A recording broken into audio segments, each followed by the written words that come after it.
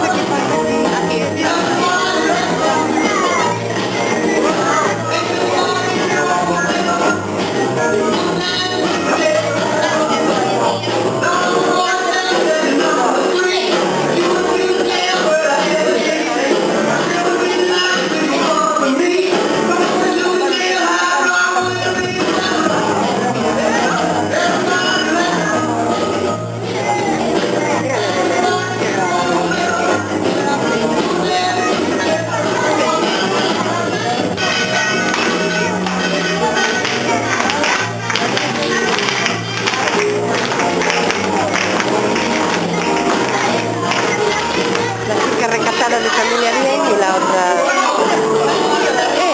me refiero al animal.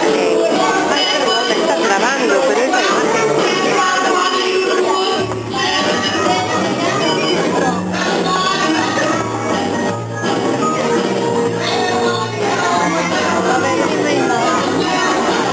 La recata a la niña bien, la niña más bueno, más de clase media.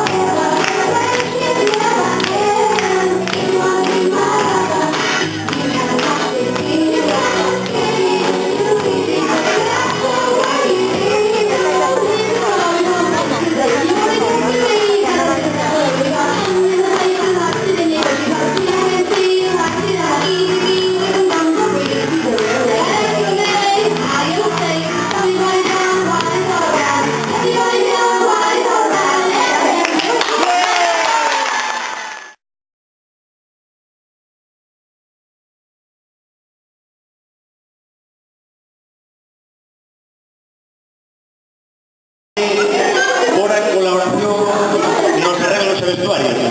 E tamén pedir un aplauso para a dinamizadora desta actividade que foi Luis.